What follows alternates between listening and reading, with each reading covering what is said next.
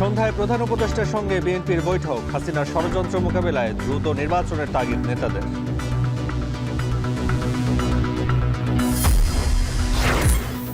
গণঅভ্যুত্থানে হতাহতরা পাবে জুলাই শহীদ, জুলাই যোদ্ধার স্বীকৃতি। ন্যায় বিচার পেতে ধৈর্য ধরার আহ্বান প্রধান উপদেষ্টার। এই নতুন বাংলাদেশের ভেতরে যারা গন্ডগোলের সৃষ্টি করতে পারে তাদেরও নিশ্চিহ্ন করবো আমরা। তাদেরকে দলে বেরিয়ে ফেলবো, নিজেদের মধ্যে নিয়ে আসবো, আর তা না হলে আইনের কাছে সুপর্দ করে দেবো।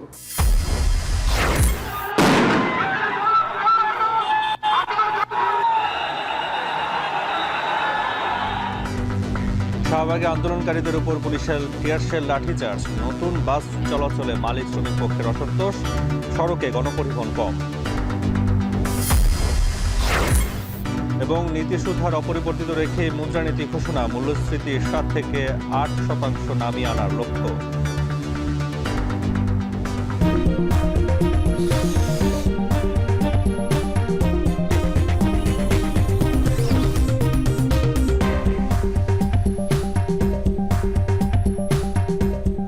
স্বাগত। এখন বিকেলে পুরো আয়োজনে আপনাদের সঙ্গে আছি আমি তাসওয়ার নাফি।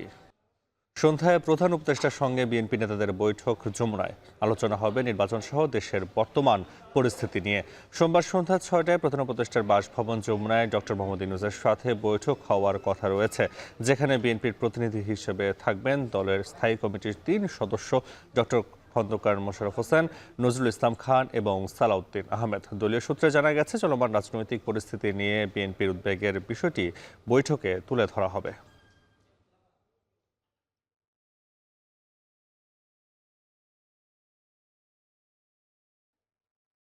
শেখ হাসিনার ফাঁদে যেন পড়তে না হয়, সেজন্য দ্রুত নির্বাচনের কথা বলছে বিএনপি। সরকার নিজেদের অবস্থানকে দীর্ঘায়িত করলে সেটি যৌক্তিক হবে না। রাজধানীতে আলাদা আলাদা অনুষ্ঠানে দলটির নেতারা এই মন্তব্য করেন। সিফাত শাহরিয়ার প্রতিবেদনে বিস্তারিত। বিএনপির দাবি আগস্টের মধ্যে নির্বাচন, অন্যদিকে সংস্কারের জন্য যৌক্তিক সময় চাইছেন সরকার।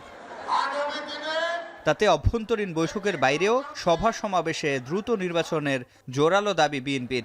সোমবার প্রেস ক্লাবের সামনে অবিলম্বে নির্বাচনের রোডম্যাপ ঘোষণার দাবিতে জাতীয়তাবাদী চালক দলের প্রতীকী অবস্থান কর্মসূচি পালিত হয়।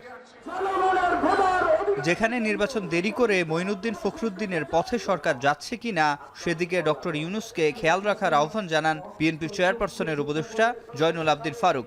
কার ইঙ্গিতে, কিসের ইঙ্গিতে, কার ষড়যন্ত্রের জালে আপনারা আবার পড়ে যাচ্ছেন? নির্বাচনকে দেরি করে আবার মহিন ফখরুদ্দিনের জন্ম দেওয়ার এই বিষয়গুলো জনগণ বলা ইতিমধ্যেই শুরু করেছে। এটা আমার কথা নয়, জনগণের পক্ষ থেকে আপনাকে জানতে চাই আপনার কাছে এই টেবিল হার্ট সময় মতো কেন করা হলো না? প্রেস ক্লাবের অন্য এক অনুষ্ঠানে বিএনপির ভাইস চেয়ারম্যান শামসুজ্জামান দুদু বলেন, বিএনপি হাসিনার ফাঁদে পা দিতে চায় না বলেই দ্রুত নির্বাচনের কথা বলছে। আওয়ামী লীগের বিচার ও নির্বাচনের দাবিতে বিএনপি আবার রাস্তায় নামবে বলে হুঁশিয়ারি দেন তিনি। যত অপকর্ম বাংলাদেশে হয়েছে তা শেখ মুজিবের শাসনকালে এবং শেখ হাসিনার শাসনকালে। শেখ মুজিবের শাসনকালটা যেমন রক্ষী বাহিনী তৈরি করা, 40,000-এর ঊর্ধ্বে বিরোধী দলের নেতাকর্মীকে হত্যা করা। এদিকে দুপুরে এক গোলটেবিল বৈঠকে বিএনপির স্থায়ী কমিটির সদস্য আব্দুল মঈন খান বলেন, সরকার নিজেদের অবস্থানকে দীর্ঘায়িত করলে সেটি যৌক্তিক হবে না। এই সরকার যদি তাদের অবস্থানকে দীর্ঘায়িত করে সেটা যৌক্তিক হবে না। মানুষের কিন্তু আস্থা থাকতে হবে যে এই সরকার রাতারাতি সমাধান করতে না পারলেও সরকারের যে উদ্দেশ্য সেটি কিন্তু রাতারাতি সমাধান করার দিকেই ধাবিত হতে হবে। অনুষ্ঠানে বক্তারা প্রতিহিংসা রাজনীতি না করে গণতন্ত্রের পক্ষে কাজ করার আহ্বান জানান। আর সমালোচনা সত্ত্বেও সিফাত শাহরিয়ার, এখন ঢাকা। গণঅভ্যুত্থানে হতাহতদের রাষ্ট্রীয় স্বীকৃতি দেওয়া হচ্ছে। নিহতরা জুলাই শহীদ ও আহতরা জুলাই যোদ্ধা নামে পরিচিতি পাবেন। যমুনায় জুলাই আগস্টে শহীদ 21 পরিবার ও আহত 7 জনকে রাষ্ট্রীয় সহায়তা দেওয়ার মাধ্যমে কার্যক্রম উদ্বোধন করেন প্রধান উপদেষ্টা ডক্টর ইউনূস। এ সময় তিনি বলেন, বিভেদ নয়, ঐক্য ধরে রাখতে হবে। প্রধান উপদেষ্টা নতুন বাংলাদেশ গড়তে শহীদ পরিবারের কাছে সহযোগিতা চেয়ে বলেন, তাড়াহুড়ো করে বিচার করলে তা সঠিক বিচার নাও হতে পারে। তাই ন্যায্য বিচারের জন্য তিনি হতাহত ও তাদের পরিবারকে ধৈর্য ধরার আহ্বান জানান। বিস্তারিত আজহার লিমনের প্রতিবেদনে। স্বৈরাচারের পাষাণ দেয়াল ভেঙে যারা জীবন দিয়ে রক্ত দিয়ে মাতৃভূমির জন্য আনলো নতুন স্বাধীনতা, রাষ্ট্রের স্বীকৃতি পেতে যাচ্ছে তারা।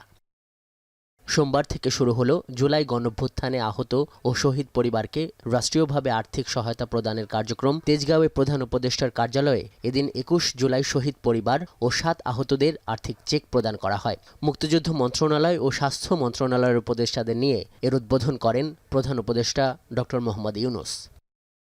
জুলাই শহীদ ও আহতদের বক্তব্যের পর এখানে কথা বলেন অন্তর্বর্তী সরকারের প্রধান। তিনি বলেন, যারা নতুন ইতিহাসের স্রষ্টা তাদের সম্মানিত করে রাষ্ট্র গর্বিত। শোক তো আর বেশি দিন থাকে না। শোকের পরিবর্তে কি আসবে আমাদের কাছে, সেটা আমরা চেষ্টা করে যাচ্ছি সরকারের পক্ষ থেকে। এখানে দুটো বিষয়, একটা হলো প্রাতিষ্ঠানিক বিষয়, প্রাতিষ্ঠানিকভাবে কি আয়োজন। প্রধান উপদেষ্টা বলেন, ছাত্র জনতা জীবন দিয়ে যে স্বপ্নের বাংলাদেশের পথ দেখিয়ে গেছে তা থেকে বিচ্যুত হওয়া যাবে না। আমরা যে বাংলাদেশ নতুন বাংলাদেশ হিসেবে তৈরি করলাম সেটা সেভাবে রাখতে পারি। আপনারা এনে দিয়েছেন, আমরা রাখতে পারবো কি, সেটা তো একটা প্রশ্ন। এটা হেলায় ফেলে দিলে হবে না। মনে করছে এনে দিয়েছেন, এটা হয়ে গেছে, হয়ে যায় নাই। এটা পথে উঠিয়ে দিয়েছেন, কিন্তু পথের থেকে পড়েও যেতে পারে। পতিত স্বৈরাচার ও তাদের দোসর ইস্যুতেও কথা বলেন ডক্টর ইউনূস। যে আমাদের এখানে স্বৈরাচারী সরকারের লোক বসে আছে, আমাকে এই করছে, তারা চলে যায় নাই।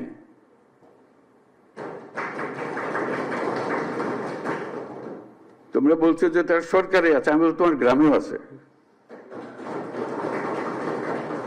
শুধু সরকারকে দেখি আমি চলে গেলাম, ওই সরকারে আছে, তারা কিছু করতে পারতেছে না। তোমার গ্রামে আছে, তুমি কিছু করতে পারতেছো? তুমি তো দুঃখ করতে এসছো আজকে।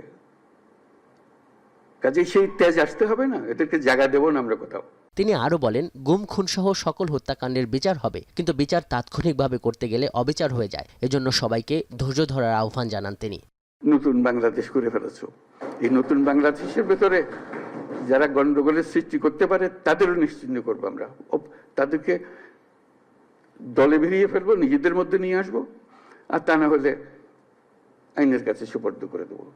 ছাত্র জনতার গণঅভ্যুত্থানে শহীদদের জুলাই শহীদ, আহতদের যোদ্ধা স্বীকৃতি ও পরিচয়পত্র দেওয়ার বিষয়ে সরকার কাজ করছে, এই অনুষ্ঠান থেকে জানানো হয়। নতুন বাংলাদেশ করে। আজহার লিমন, এখন, ঢাকা। বৈষম্য বিরোধী আন্দোলনে যাত্রাবাড়ির পারভেজ হত্যা মামলায় সালমান এফ রহমান, পলক, শমশের মবিন চৌধুরী ও সাবেক আইজিপি চৌধুরী আবদুল্লাহ আল মামুনের রিমান্ড মঞ্জুর করেছেন আদালত। সোমবার শুনানি শেষে আদেশ দেন আদালত। সরকারি কৌঁসুলি ওমর ফারুকি জানান, আসামিদের কারাগার থেকে আদালতে হাজির করে 10 দিনের রিমান্ড আবেদন করেন যাত্রাবাড়ি থানার এসআই নাজমুল হাসান। সাবেক আইনমন্ত্রী আনিসুল হক, শিল্প ও বিনিয়োগ বিষয়ক উপদেষ্টা সালমান এফ রহমান, শমশের মবিন চৌধুরী ও জুনায়েদ আহমেদ পলকের 4 দিনের রিমান্ড দেয় আদালত।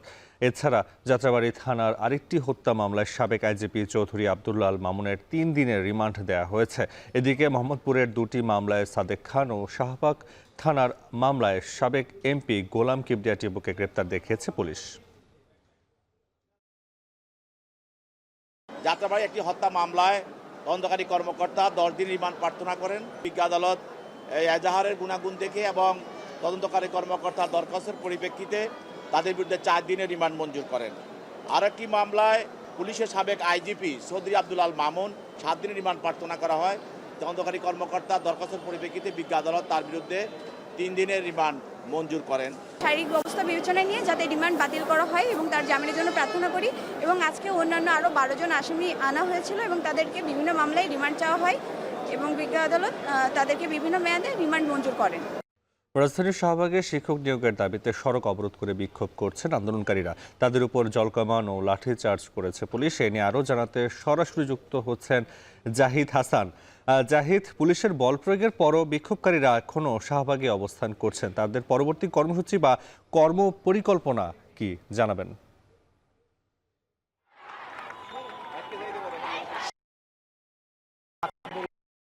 বিভাগে সরকারি প্রাথমিক বিদ্যালয় সহকারী শিক্ষক পদে ৬,০০০ বেশি সুপারিশ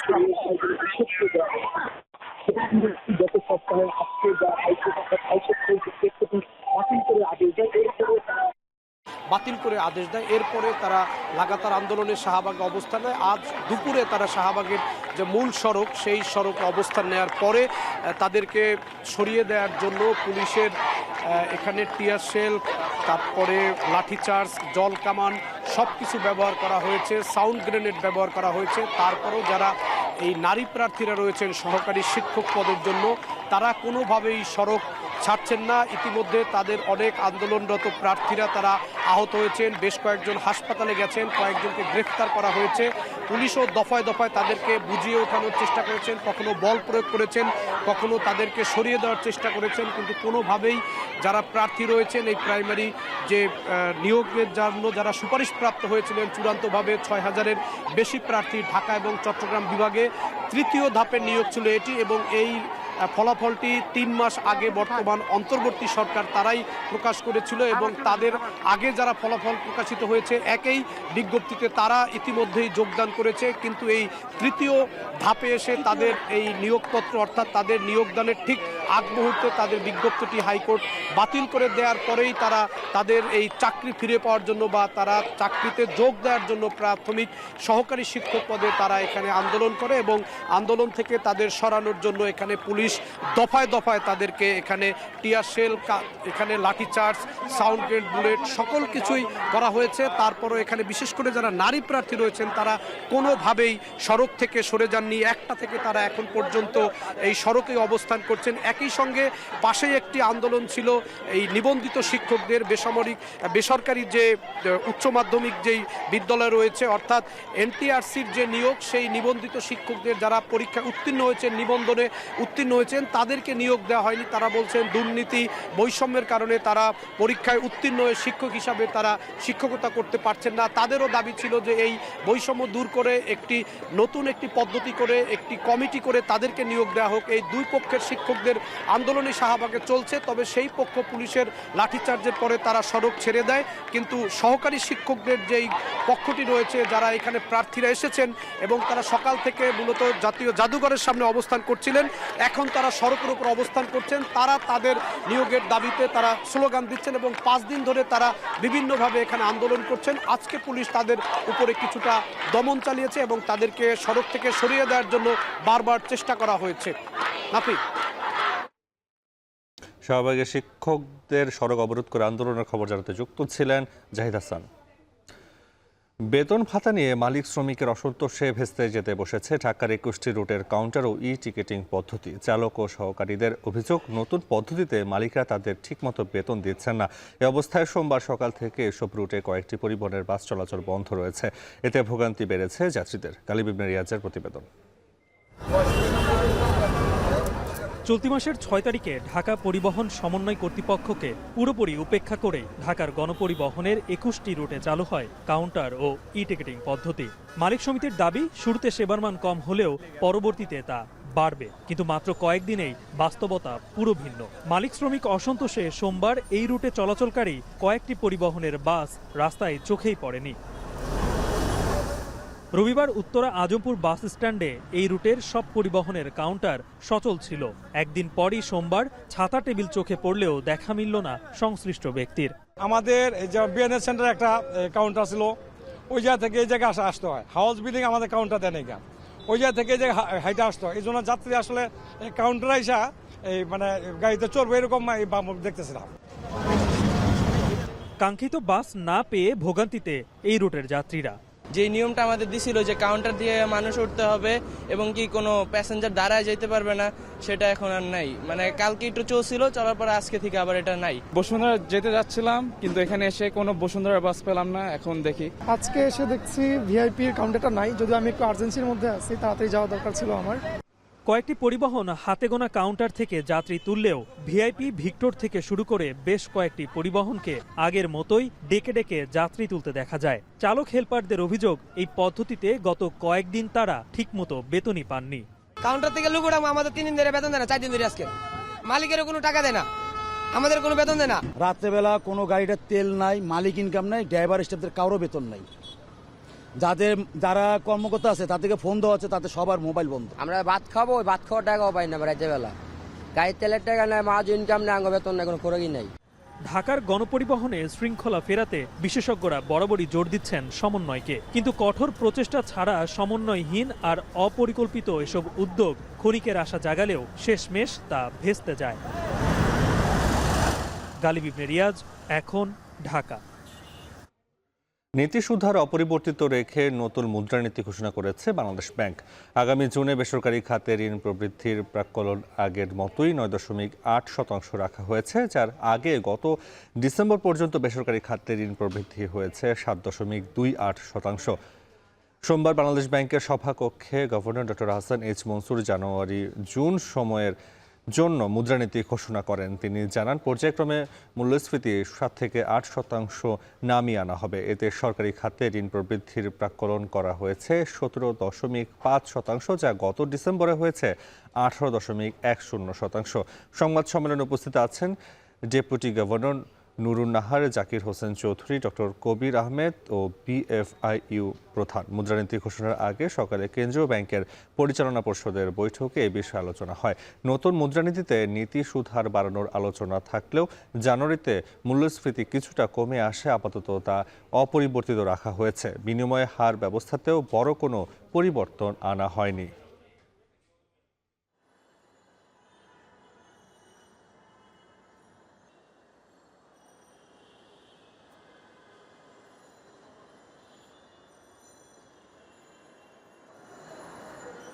এগ্রেসিভলি রেজ করেছে টু কন্ট্রোল দ্য ইনফ্লেশন, এবং তারা কিন্তু সাকসেসফুল এটা সক্ষম হয়েছে।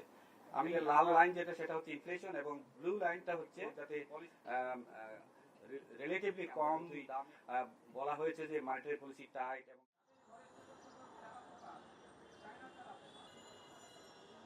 6 মাসে আমাদের এখন কিছু রেজাল্ট আমরা হয়তো আশা করতে পারি, সেটা আমরা দেখতে পাচ্ছি। আমরা দেখতে পাচ্ছি যে ডিসেম্বরে কিছুটা মূল্যস্ফীতি কমেছে, জানুয়ারিতে আরেকটু বেশি কমেছে। তো এটারই ধারাবাহিকতা আমরা দেখতে চাই। হ্যাঁ, আগামী মাসে কি কমবে না বাড়বে আমি জানি না, হয়তো বাড়তেও পারে, কিন্তু তার মানে এই না যে everything is down the drain, তার মানে এটা না। হয়তো একটু বেড়ে আবার পরের মাসে বড় রকমের কমবে। তো যাই হোক, আমাদের উদ্দেশ্য হচ্ছে যে স্টে স্টেডি, অর্থাৎ যেদিকে যাচ্ছি সেদিকে আমরা সঠিকভাবে শক্ত হাতে পাল তুলে রাখবো এবং সেই দিকেই যাব। দেশের আইনশৃঙ্খলা পরিস্থিতি স্বাভাবিক রাখতে গাজীপুর সহ সারা দেশে চলছে অপারেশন ডেভিল হান্ট। এতে দুদিনে শুধুমাত্র গাজীপুর থেকে আটক করা হয়েছে 182 জনকে, যার মধ্যে রোববার রাতে সাবেক এমপি সহ আটক করা হয় 100 জনকে। এছাড়া বগুড়া, কুমিল্লা, নোয়াখালী সহ বিভিন্ন এলাকা থেকে আটক করা হয় অর্ধ শতাধিক। স্বরাষ্ট্র উপদেষ্টা জাহাঙ্গীর আলম চৌধুরী জানান, শয়তান নির্মূল না হওয়া পর্যন্ত অপারেশন ডেভিল হান্ট চলবে। বিস্তারিত প্রতিবেদনে। দেশব্যাপী চলমান অপারেশন ডেভিল হান্টে একের পর এক ধরা পড়ছে আইনশৃঙ্খলা পরিস্থিতির অবনতিকারী ও নাশকতার চেষ্টাকারীরা, যাদের বেশিরভাগই আওয়ামী লীগ ও অঙ্গ সংগঠনের নেতাকর্মী। রোববার থেকে সোমবার পর্যন্ত 24 ঘণ্টায় গাজীপুরে ডেভিল হান্টের অভিযানে সাবেক সংসদ সদস্য ও আওয়ামী লীগ নেতাসহ 100 জনকে আটক করা হয়েছে। এর মধ্যে রাতে শ্রীপুরে আত্মগোপনে থাকা সিরাজগঞ্জ 6 আসনের সাবেক সংসদ সদস্য চয়ন ইসলামকে গ্রেপ্তার করে পুলিশ। এছাড়া রাজধানীর উত্তরা থেকে গ্রেপ্তার করা হয় গাজীপুর মহানগর যুব মহিলা লীগের সাধারণ সম্পাদক আনোয়ারা সরকার আনুকে। অভিযানে জেলা পুলিশ 21 জন ও মহানগর পুলিশ 79 জনকে আটক করে। এ নিয়ে গত 2 দিনে অপারেশন ডেভিল হান্টে গাজীপুরেই 182 জন গ্রেপ্তার হয়েছেন। গাজীপুরের পুলিশ কমিশনার জানান, ডেভিল হান্ট কোনো নির্দিষ্ট রাজনৈতিক দলের বিরুদ্ধে নয়। যারা এই দেশকে অস্থিতিশীল করবে, যারা জনগণকে ঘুমাতে দিতে চায় না, যারা জনগণকে অস্থিতিশীল করতে চায়, হুমকি দিতে চায়, তাদেরকে আমরা তাদের বিরুদ্ধে ব্যবস্থা নিচ্ছি। এটি কোনো দলের না, এটি কোনো আওয়ামী লীগের না, অন্য কোনো দল না, এটি যারা জনগণকে হুমকি দিচ্ছে তাদের বিরুদ্ধে ব্যবস্থা নিচ্ছি। ময়মনসিংহে অপারেশন ডেভিল হান্টে রোববার থেকে সোমবার সকাল পর্যন্ত 16 জনকে আটক করা হয়, যার মধ্যে কোতোয়ালি থানা থেকেই আটক করা হয় 10 জনকে। আটককৃতদের বিরুদ্ধে একাধিক মামলা রয়েছে বলে নিশ্চিত করেছে পুলিশ। এদিকে ভোলায় আইনশৃঙ্খলা পরিস্থিতির উন্নয়নে সোমবার ভোর পর্যন্ত কোস্টগার্ড ও পুলিশের যৌথ অভিযানে 16 জনকে আটক করা হয়। আর নোয়াখালীর হাতিয়ায় দুর্গম এলাকায় রাতভর অভিযানে আটক করা হয় 4 জনকে। পার্বত্য জেলা রাঙামাটি থেকে আটক করা হয়েছে 7 জনকে। দুপুরের পর তাদের চিফ জুডিশিয়াল ম্যাজিস্ট্রেট আদালতে তোলা হলে কারাগারে পাঠানোর নির্দেশ দেন আদালত। সাতক্ষীরার শ্যামনগরে কোস্টগার্ড, নৌবাহিনী ও পুলিশের যৌথ অভিযানে একটি বন্দুক ও দেশীয় অস্ত্রসহ 2 জনকে আটক করা হয়েছে। কোস্টগার্ডের কর্মকর্তা জানান, সুন্দরবনকে ডাকাত মুক্ত রাখতে অপারেশন ডেভিল হান্ট অব্যাহত থাকবে। কোস্টগার্ড, নৌবাহিনী ও পুলিশের সমন্বয়ে সাতক্ষীরার শ্যামনগর থানাধীন চকবাজার বাজার সংলগ্ন এলাকায় একটি যৌথ অভিযান পরিচালনা করা হয়। সুন্দরবনকে ডাকাত মুক্ত করার জন্য বাংলাদেশ কোস্টগার্ডের অপারেশন ডেভিল হান্ট অব্যাহত থাকবে। অপারেশন ডেভিল হান্টের অংশ হিসেবে বরিশালে বিভিন্ন স্থানে চালানো হচ্ছে তল্লাশি। নগরীর বিভিন্ন স্থান থেকে এ পর্যন্ত আটক করা হয়েছে 3 জনকে। অপারেশন ডেভিল হান্টের অভিযানে রাঘব বোয়াল, চুনোপুটি সহ কেউ ছাড় পাবে না। শয়তান নির্মূল না হওয়া পর্যন্ত এই অভিযান চলবে বলে জানিয়েছেন স্বরাষ্ট্র উপদেষ্টা জাহাঙ্গীর আলম চৌধুরী। জানান, নির্দোষ ব্যক্তি যেন শাস্তি না পায় এজন্য একাধিক কমিটি করা হয়েছে। যারা শয়তান তারাই ধরা পড়বে। ছোট শয়তান কি বড় শয়তান এখানের ভিতরে নাই, শয়তান ধরা পড়বে। ডেভিল হান্ট ডিক্লেয়ার করার পর ইভেন আমাদের আইন শৃঙ্খলা বাহিনীর কর্মকর্তাদেরও কিন্তু আমরা ছাড় দেই নাই। এখন যদি কোনো নির্দোষ কোনো ইসের মাধ্যমে হয়ে থাকে, ওইটা তো প্রমাণ করতে হবে। আদালতের মাধ্যমে কেউ যদি নির্দোষ হয়, আবার আদালতের মাধ্যমে তো প্রমাণ হইতে হবে। এছাড়া অপারেশন ডেভিল হান্টে রোববার থেকে সোমবার সকাল পর্যন্ত 24 ঘন্টায় বগুড়া সদরসহ 4 উপজেলা থেকে 10 জন, রংপুর থেকে 18 জন, কুমিল্লায় 7 জন, কিশোরগঞ্জে 7 জন ও সিলেটের 3 জন সহ অর্ধশতাধিক ব্যক্তিকে আটক করা হয়েছে। সাদাত শাহেদ, এখন। কেরানীগঞ্জের কারাগারের পাশের অস্থায়ী আদালতে বিডিআর বিস্ফোরক মামলার খালাস ও বিভিন্ন মেয়াদে সাজা খাটা প্রায় 300 জন আসামির জামিন শুনানি ও সাক্ষ্য গ্রহণ শেষ হয়েছে। তবে জামিনের বিষয়ে আদেশ অপেক্ষমান রেখেছেন আদালত। এদিকে জামিন শুনানির সময় 10 বছরের সাজা কাটা বিজিএ জওয়ান এনামুলের মৃত্যুর খবর আসে আদালতে। বিস্তারিত জানাচ্ছেন রাব্বি হোসেন। পিলখানা হত্যা মামলায় 10 বছরের সাজা খাটার পরও বিডিআর জওয়ান এনামুল হক জামিন না পেয়ে আটকে ছিলেন কারাগারে। শারীরিক অসুস্থতা নিয়ে হাসপাতালে ভর্তিরত এনামুল কারাগার থেকে মুক্তি না পেলেও জীবন থেকে মুক্তি নিয়ে পাড়ি জমিয়েছেন না ফেরার দেশে। একদিকে কেরানীগঞ্জ অস্থায়ী আদালতে চলছে তার জামিন শুনানি, অন্যদিকে তার মৃত্যুর খবর আসে আদালতে। সোমবার সকাল থেকে কেরানীগঞ্জ কারাগারের পাশের অস্থায়ী আদালতে শুরু হয় বিডিআর বিস্ফোরক মামলার জামিন শুনানি ও সাক্ষ্য গ্রহণ। কারাগারের প্রধান ফটকের সামনে ভিড় করেন স্বজনরা। মেজর অবসরপ্রাপ্ত আসাদুদ্দৌলার সাক্ষ্য নেয় রাষ্ট্রপক্ষ, পরে তাকে জেরা করে আসামিপক্ষের আইনজীবীরা। সাক্ষ্য গ্রহণ শেষে খালাস পাওয়া ও বিভিন্ন মেয়াদে সাজা খাটা প্রায় 300 জনের বেশি আসামি জামিন চেয়ে আবেদন করেন। শুনানি শেষে জামিনের আদেশ পরে দিবেন বলে জানান আদালত। মূল মামলাটা 2009 সালের এবং 2013 সালে রায় হয়ে গেছে, তারপরে এই বিস্ফোরক দ্রব্যের অংশটা চার্জটা হয়েছে। কাজেই এটার শুরুটা একদিকে বলা যায় দেরি হয়েছে, কিন্তু আমাদের সময়ে আসার পরে আমরা এটাকে সাক্ষ্য গ্রহণ সহ এটার কার্যক্রম যা যা হওয়া দরকার এগুলো আমরা যথেষ্ট সতর্কতার সাথে, দ্রুততার সাথে আমরা এগুলো সহযোগিতা করে আসছি এবং করছি। জামিন শুনানি শেষে আসামিপক্ষের আইনজীবীরা বলেন, শেখ হাসিনার রাজনৈতিক প্রতিহিংসার বলি বিডিআর সদস্যরা। কারাগারে আটকে থাকা অধিকাংশই এখন বয়স্ক ও শারীরিকভাবে অসুস্থ। অভিযোগ করতে হবে যে তিনি আমার কাছ থেকে সেটা উদ্ধার হয়েছে, অথবা বলতে হবে যে আমি এরকম কোনো বিস্ফোরক দ্রব্য আমার হেফাজতে রেখেছি। এইরকম 284 জনের মধ্যে কোনো সাক্ষী এখন পর্যন্ত মাননীয় আদালতে কোনো আসামির বিরুদ্ধে কোনো অভিযোগ করেননি। আমরা বলেছি যে যেহেতু 16 বছর যাবৎ এই আসামিরা জেল হাজতে আছে, আমরা এটাও বলেছি যে আরও কত বছর লাগবে এই মামলা নিষ্পত্তি হতে, এটার কোনো এখন পর্যন্ত কোনো নিশ্চয়তা নাই। দেশের ইতিহাসে সবচেয়ে বড় ও আলোচিত এই মামলায় 1300 সাক্ষীর মধ্যে এখন পর্যন্ত সাক্ষ্য গ্রহণ হয়েছে মাত্র 285 জনের। তাদের মধ্যে কেউই আসামিদের পক্ষে অভিযোগ করেনি বলেও জানান আসামিপক্ষের আইনজীবীরা। রাব্বি হোসেন, এখন, ঢাকা। জাতীয় নির্বাচনের আগে স্থানীয় সরকার নির্বাচন করতে চায় সরকার, তবে রাজনৈতিক দলগুলোর মতামত নিয়ে সেই সিদ্ধান্ত চূড়ান্ত করা হবে বলে জানিয়েছেন স্থানীয় সরকার উপদেষ্টা আসিফ মাহমুদ সজীব ভুইয়া। সোমবার নগর ভবনে এক সংবাদ সম্মেলনে উপদেষ্টা জানান, পিরোজপুরের স্থানীয় সরকারের অধীনে বিভিন্ন প্রকল্পের 1600 কোটি টাকা আত্মসাতের অভিযোগে 11 জন প্রকৌশলীর বিরুদ্ধে বিভাগীয় ব্যবস্থা নেওয়া হবে। সাবেক মন্ত্রী সম রেজাউল করিম ও সাবেক সংসদ সদস্য মহিউদ্দিন মহারাজ এবং উপজেলা চেয়ারম্যান মিরাজুল ইসলামের বিরুদ্ধে দুদকে মামলার সুপারিশ করা হবে।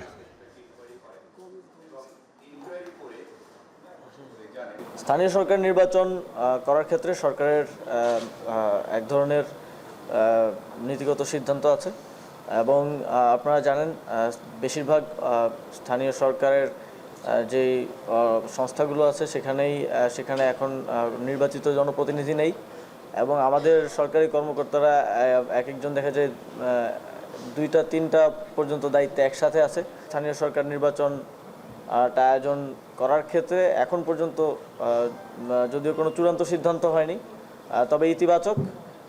কিন্তু এক্ষেত্রে অবশ্যই যেহেতু এটা একটা নির্বাচনের বিষয়, নির্বাচন কমিশন তারপর রাজনৈতিক দলসহ আদার স্টেক হোল্ডারদের সাথে প্রপার কনসালটেশনের ভিত্তিতে এই বিষয়ে একটা সিদ্ধান্তে পৌঁছানো যাবে। সরকারি বেসরকারি 5 প্রতিষ্ঠানের বিরুদ্ধে এনআইডি তথ্য পাচারের প্রমাণ পেয়েছে নির্বাচন কমিশন। কমিশনের সিনিয়র সচিব আক্তার আহমেদ এই তথ্য নিশ্চিত করেছেন। সার্ভার থেকে এনআইডি তথ্য পাচারে অভিযুক্ত প্রতিষ্ঠানগুলোর মধ্যে রয়েছে স্বাস্থ্য অধিদপ্তর, অর্থ মন্ত্রণালয়ের আইভাস, ইউসিবি ব্যাংক, চট্টগ্রাম বন্দর কর্তৃপক্ষ, মহিলা বিষয়ক অধিদপ্তর। ইসি বলছে 5 প্রতিষ্ঠানের বিরুদ্ধে শর্ত ভঙ্গ করে নাগরিকদের তথ্য তৃতীয় পক্ষের কাছে সরবরাহের প্রমাণ মিলেছে। ইসির গঠিত তদন্ত কমিটির প্রতিবেদনের প্রেক্ষিতে অভিযুক্তদের বিরুদ্ধে ব্যবস্থা নেওয়া হবে। তিনি বলেন, প্রতিষ্ঠানগুলোর বিরুদ্ধে কেন ব্যবস্থা গ্রহণ করা হবে না এবং চুক্তি বাতিল করা হবে না এই মর্মে এরই মধ্যে চিঠি দেওয়া হয়েছে।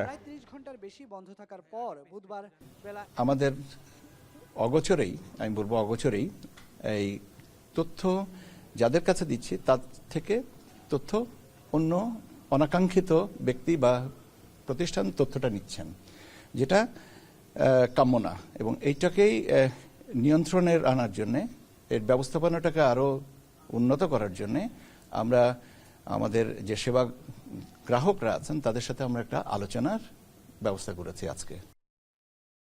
এজেন্সির গাফিলতির কারণে কোনো মুসল্লি হজ করতে না পারলে মন্ত্রণালয় কোনো দায় নেবে না বলে সাফ জানিয়ে দিলেন ধর্ম উপদেষ্টা।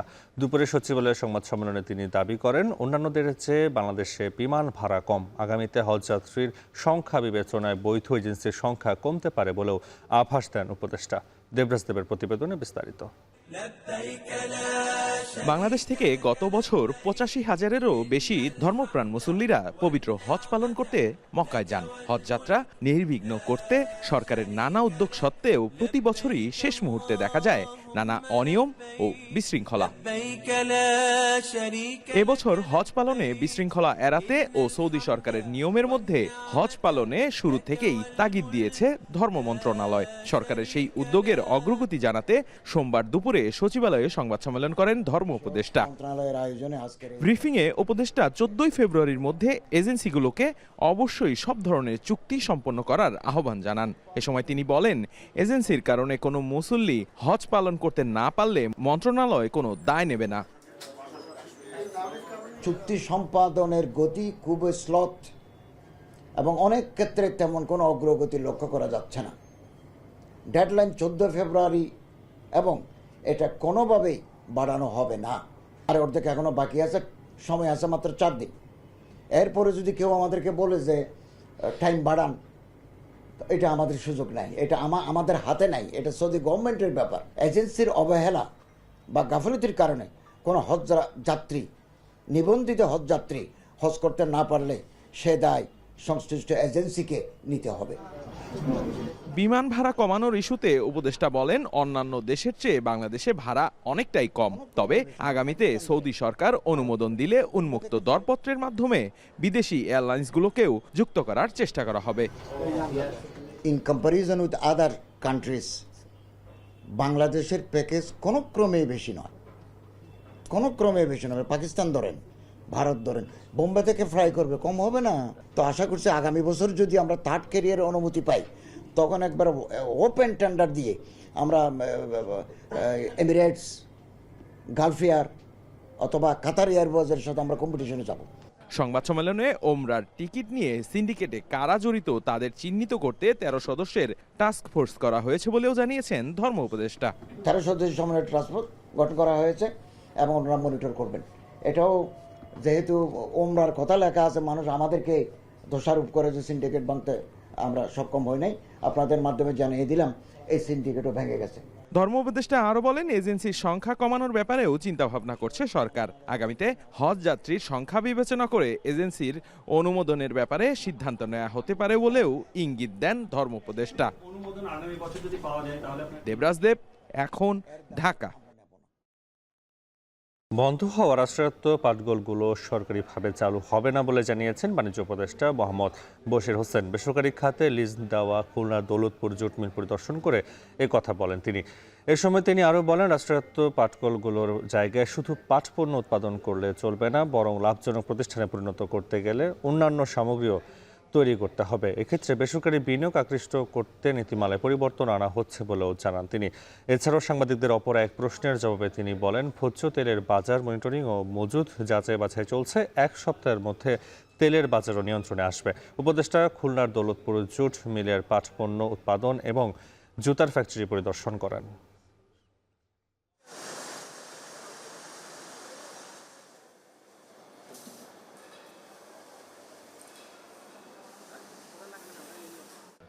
অমর একুশে বইমেলার 10ম দিন আজ। সেখান থেকে যুক্ত হচ্ছেন তানজিলা খান মিম। মিম, আজ মেলায় নতুন বই এসেছে, কতটি জানাবেন? এছাড়া বইমেলায় কোন ধরনের বইয়ের কাটতি বেশি?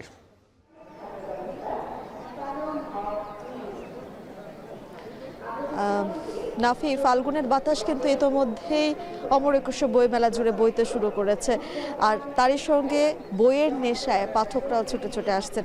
আজ 10ম দিন, কিছুক্ষণ আগেই দুপুর 3টা নাগাদ মেলার দুয়ার খুলে দেওয়া হয়েছে লেখক, পাঠক এবং প্রকাশকদের জন্য। সকলের মিলন মেলায় পরিণত হয়েছে এই অমর একুশে বইমেলা। তবে এখনো পর্যন্ত কিন্তু খুবই কম সংখ্যক পাঠককে দেখা যাচ্ছে, এবং তার বাইরে গিয়ে কিছু শিক্ষার্থীদেরকে দেখা যাচ্ছে যারা আসলে একদমই তাদের নিজেদের শিক্ষা প্রতিষ্ঠান থেকে শিক্ষকদের সঙ্গে করে বাসে করে এসেছেন। এই দৃশ্যগুলো খুবই সুন্দর। আসলে শিক্ষকরা চেষ্টা করছেন শিক্ষার্থীদের পাঠ্যপুস্তকের বাইরে গিয়েও এই যে এত এত গল্প, উপন্যাস, গবেষণামূলক বই রয়েছে যেই বইয়ের রাজত্বে, সেই রাজত্ব থেকে একটু ঘুরিয়ে নিয়ে আসার জন্য। তার বাইরে গিয়ে পরিবার সহ অনেকেই আসলে আসছেন, ছোট ছোট শিশুরা আসছেন। তবে ছুটির দিন না হওয়াতে, অর্থাৎ অন্যান্য সাপ্তাহিক দিনের মতো হওয়াতে কিন্তু অন্যান্য সময়ের তুলনায় পাঠকের সংখ্যা এখনো পর্যন্ত কম। এটি বেলা বাড়ার সাথে সাথে, অর্থাৎ আরও 1-1.5 ঘন্টা কিংবা সন্ধ্যার পরে আরেকটু বাড়বে অফিস শেষ হওয়ার পরে। তবে আজ রাস্তায়ও বেশ যানজট রয়েছে। আমরা আস্তে আস্তে দেখছিলাম বেশ কিছু গুরুত্বপূর্ণ সড়ক যেগুলো আসলে বিভিন্ন আন্দোলনের কারণে বন্ধ হয়ে রয়েছে, রাস্তায় একটা চাপ রয়েছে। সেই জন্য আসলে মেলায় এখনো পর্যন্ত কিন্তু পাঠক কিংবা দর্শনার্থীদের সংখ্যা তুলনামূলকভাবে কম বলা যেতে পারে। স্টলে যারা বিক্রয় কর্মীরা রয়েছেন বা প্রকাশকরা রয়েছেন তাদের সঙ্গেও কথা বলছিলাম। এই যে 10 দিন পার হয়ে গেল, 10 দিনে বেচা কেনা কেমন সেটি জানছিলাম। তারা বলছিল যে তুলনামূলক কম, তবে তারা আশা করছেন যেহেতু বইয়ের কেনা বেচার যে সময়টা সেটি আসলে সপ্তাহখানেক পর থেকে শুরু হতে থাকে, ধীরে ধীরে শুরু হয়েছে এবং এটির সংখ্যা আরও বাড়তেই থাকবে যত দিন গড়াবে তত। সেই সঙ্গে সঙ্গে আজ মেলায় নতুন বই এসেছে 84টি এবং এই নিয়ে মোট বইয়ের সংখ্যা দাঁড়িয়েছে 737টি। প্রতিদিনই নতুন নতুন বই যুক্ত হচ্ছে। সেই সঙ্গে নতুন লেখকদের বই যেমন আছে, পুরনো লেখকদের বইও আছে, কবিতার বই, গল্প, উপন্যাস। তবে কবিতার বইয়ের সংখ্যাটা বরাবরের মতো এখনো পর্যন্ত বেশি, আর কবিতার বইয়ের প্রতি পাঠকদেরও ঝোঁকটা কিন্তু একটু অন্যান্য সব কিছুর তুলনায় বেশি, কারণ কবিতা ভালোবাসে না এমন মানুষ আসলে খুঁজে পাওয়া দুষ্কর। তাই সেই কবিতার টানে কিংবা গল্পের টানে, বইয়ের প্রতি ভালোবাসার টানে কিন্তু পাঠকরা বইমেলায় আসতে শুরু করেছেন। নাফি, এই ছিল এখন পর্যন্ত আমার কাছে সর্বশেষ বইমেলা থেকে। অমর একুশে বইমেলার 10ম দিন আজ। সেখান থেকে যুক্ত ছিলেন সহকর্মী তানজিলা খান মিম। একজন সৎ ও মেধাবী ব্যক্তি ছিলেন সাবেক প্রধান বিচারপতি ও সিএসি আব্দুর রউফ। বিচার বিভাগের সততা ও সুষ্ঠু নির্বাচন উপহার দিয়ে 2 দায়িত্বে তিনি ছিলেন সফল। সোমবার তার নামাজে জানাজায় অংশ নিয়ে কথা বলেন অন্তর্বর্তী সরকারের উপদেষ্টা, বিচারপতি, অ্যাটর্নি জেনারেল ও রাজনৈতিক দলের নেতারা। স্মরণ করেন দেশের বিচার বিভাগ ও রাজনীতিতে তার অবদানের কথা। বিস্তারিত মাঝার মাহবুবের প্রতিবেদনে। দীর্ঘ 2 মাস অসুস্থতা নিয়ে রাজধানীর একটি হাসপাতালে চিকিৎসাধীন অবস্থায় মারা যান সাবেক প্রধান নির্বাচন কমিশনার ও বিচারপতি আব্দুর রউফ।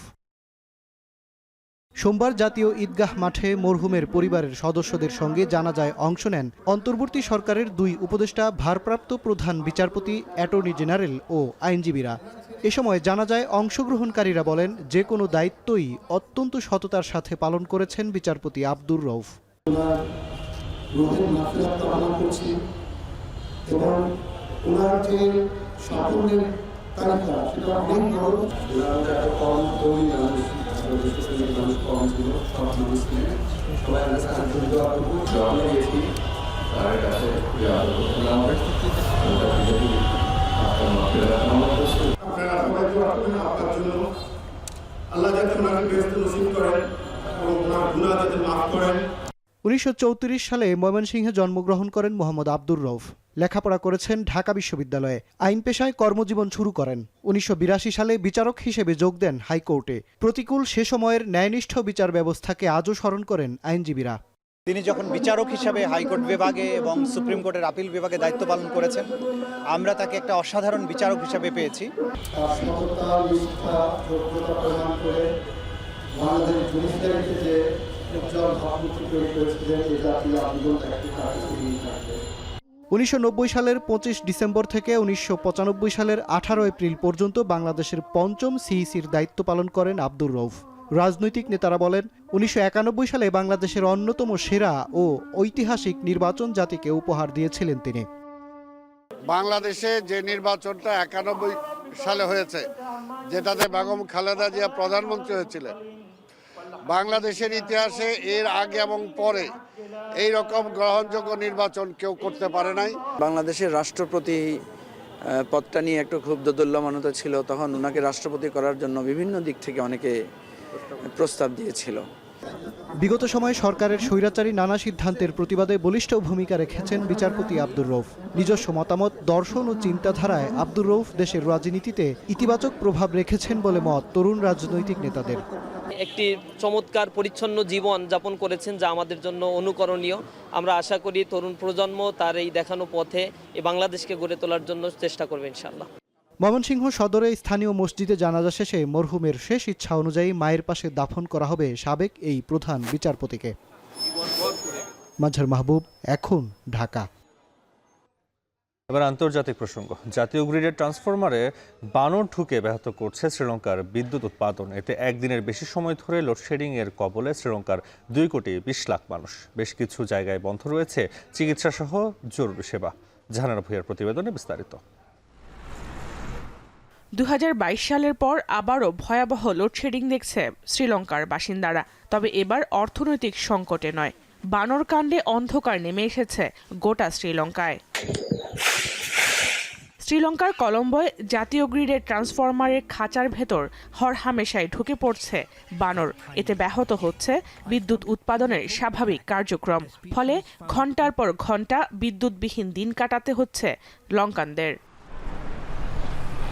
স্থানীয় সময় রোববার সকাল 11টার দিকে লোডশেডিং শুরু হয় শ্রীলঙ্কায়। আর কতক্ষণ নাগাদ তা চলবে নির্দিষ্ট করে বলতে পারছে না দেশটির পাওয়ার হাউসের কর্মকর্তারা। শ্রীলঙ্কার জ্বালানি মন্ত্রী কুমার জয়কোদি সাংবাদিকদের বলেন, বানরের উৎপাতে জাতীয় গ্রিডে বিদ্যুৎ উৎপাদন ভারসাম্যহীনতার মুখোমুখি। তাই এই সংকট কবে নাগাদ সুরাহা হবে তা বলা মুশকিল। বিদ্যুৎ না থাকায় হাসপাতাল সহ বিভিন্ন প্রতিষ্ঠানে জরুরি সেবা বন্ধ রয়েছে। জ্বালানি সরবরাহ করতে পারছে না পাওয়ার স্টেশনগুলো। এতে চরম ভোগান্তিতে দ্বীপরাষ্ট্রটির 2 কোটির বেশি মানুষ। বানরের জন্য শ্রীলঙ্কা জুড়ে ব্ল্যাকআউট। সামাজিক যোগাযোগ মাধ্যমে বিষয়টি নিয়ে বেশ হাসি তামাশা করছেন নেটিজেনরা। অনেকে আবার এর জন্য লঙ্কা সরকারের ব্যর্থতাকে দায়ী করছেন। জাহানারা ভূঁইয়া, এখন, বিশ্ব। আগামী 12 ফেব্রুয়ারি 2 দিনের সফরে যুক্তরাষ্ট্র যাচ্ছেন ভারতের প্রধানমন্ত্রী নরেন্দ্র মোদী। সফরে প্রতিরক্ষা, বাণিজ্য ও চীনের প্রভাব নিয়ে মার্কিন প্রেসিডেন্ট ডোনাল্ড ট্রাম্পের সঙ্গে আলোচনা করতে পারেন তিনি। এছাড়াও ভারত, মধ্যপ্রাচ্য, ইউরোপ অর্থনৈতিক করিডোর বিশেষ গুরুত্ব পেতে পারে দুই নেতার আলোচনায়। সেই সঙ্গে অবৈধ ভারতীয় অভিবাসীদের বিষয়েও আলোচনার আভাস পাওয়া গেছে। ভারতের পররাষ্ট্র সচিব জানান, আঞ্চলিক ইস্যুতে বৈঠকে উঠে আসতে পারে বাংলাদেশ প্রসঙ্গ। বিস্তারিত জানাচ্ছেন তানভীর জনি। ক্ষমতায় বসেই যুক্তরাষ্ট্র থেকে একের পর এক অবৈধ অভিবাসীকে বের করে দিচ্ছেন প্রেসিডেন্ট ডোনাল্ড ট্রাম্প। ভারতের সঙ্গে ট্রাম্পের ঘনিষ্ঠ সম্পর্ক থাকার পরও সম্প্রতি কয়েদি স্টাইলে 104 অবৈধ ভারতীয় অভিবাসীকে দেশে ফেরত পাঠানো হয়। তালিকায় আছে আরও 487 ভারতীয় নাগরিকের নাম। ভারত সরকারের তথ্য বলছে, গেল 16 বছরে 15,000-এর বেশি ভারতীয়কে যুক্তরাষ্ট্র থেকে বের করে দেয়া হয়েছে। ভারতীয়দের ফেরত পাঠানোর পরই মোদির যুক্তরাষ্ট্র সফরের সময়সূচি ঘোষণা করলেন পররাষ্ট্র সচিব বিক্রম মিস্ত্রি। আগামী 12 ও 13 ফেব্রুয়ারি যুক্তরাষ্ট্র সফরে মার্কিন প্রেসিডেন্ট ডোনাল্ড ট্রাম্পের সঙ্গে বৈঠক করবেন মোদি। পররাষ্ট্র সচিব আরও জানান, অবৈধ অভিবাসীদের জাতীয়তা যাচাই করবে ভারত, এরপরই তাদের বিষয়ে সিদ্ধান্ত নেবে Washington. On the issue of mistreatment, it's a valid issue to raise, and we continue to emphasize to U.S. authorities that there should be no mistreatment of deportees. But this is a continuing exercise and conversation, and we will continue to take up any instances of mistreatment. 2 দিনের সফরে যুক্তরাষ্ট্রের সঙ্গে প্রতিরক্ষা, বাণিজ্য ও কূটনৈতিক সম্পর্ক নিয়ে আলোচনার ইঙ্গিত দিয়েছে নয়াদিল্লি। ভারতের পররাষ্ট্র সচিব জানান, আঞ্চলিক ইস্যুতে বাংলাদেশ প্রসঙ্গেও আলোচনা হতে পারে 2 নেতার মধ্যে। We would also like to point out that the safety of diplomatic premises is the responsibility of the host government, and I have no doubt that the Bangladesh authorities are fully aware of their responsibilities in this regard. As to whether the issue will come up in discussions in Washington DC, I can't prejudge right now. There will be discussions on the regional and international situation. এছাড়াও বিশ্লেষকদের আভাস, 2 নেতার বৈঠকে উঠে আসবে চীনের ক্রমবর্ধমান অর্থনৈতিক ও সামরিক প্রভাব মোকাবেলায় করণীয় পদক্ষেপ। তবে বিশেষভাবে গুরুত্ব পাচ্ছে বহুজাতিক অবকাঠামো উদ্যোগ ভারত মধ্যপ্রাচ্য ইউরোপ অর্থনৈতিক করিডর, যা চীনের বেল্ট অ্যান্ড রোড ইনিশিয়েটিভের বিকল্প হিসেবে দাঁড় করানো। উচ্চাভিলাষী এই প্রকল্পে বিনিয়োগ থাকবে গৌতম আদানির। ট্রাম্পের বিতর্কিত শুল্ক নীতির উদ্বেগের মধ্যেই মোদির এবারের যুক্তরাষ্ট্র সফর। ভারতের সঙ্গে সম্ভাব্য বাণিজ্য যুদ্ধ গুরুত্ব পাবে আলোচনায়। গেল 2 দশক ধরে সামরিক ও প্রতিরক্ষা সম্পর্ক ক্রমাগতভাবে জোরদার করেছে নয়াদিল্লি, ওয়াশিংটন।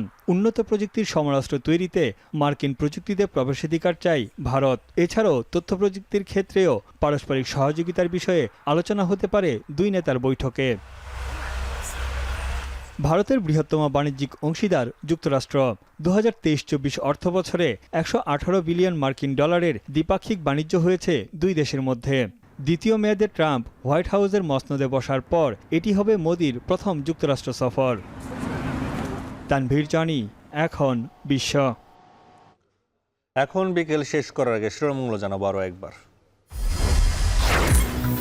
সন্ধ্যায় প্রধান উপদেষ্টার সঙ্গে বিএনপির বৈঠক, হাসিনার ষড়যন্ত্র মোকাবিলায় দ্রুত নির্বাচনের তাগিদ নেতাদের।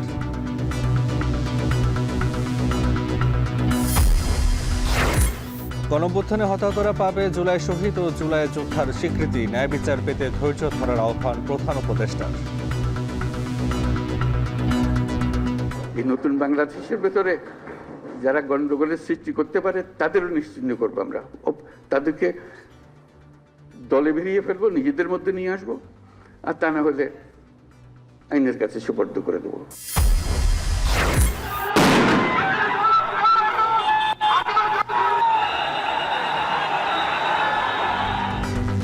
শাহবাগে আন্দোলনকারীদের উপর পুলিশের টিয়ারশেল লাঠিচার্জ, নতুন বাস চলাচলে মালিক শ্রমিক পক্ষের অসন্তোষ, সড়কে গণপরিবহন কম।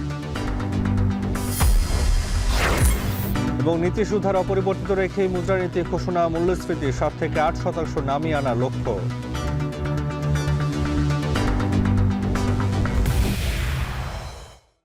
এই ছিল এখন বিকেল। এখন টেলিভিশন ওয়েবসাইটে দেখতে ভিজিট করুন www.ekon.tv। এছাড়া ফেসবুকে দেখতে ভিজিট করুন facebook.com/tv.ekon এবং ইউটিউবে দেখতে ভিজিট করুন youtube.com/echontv।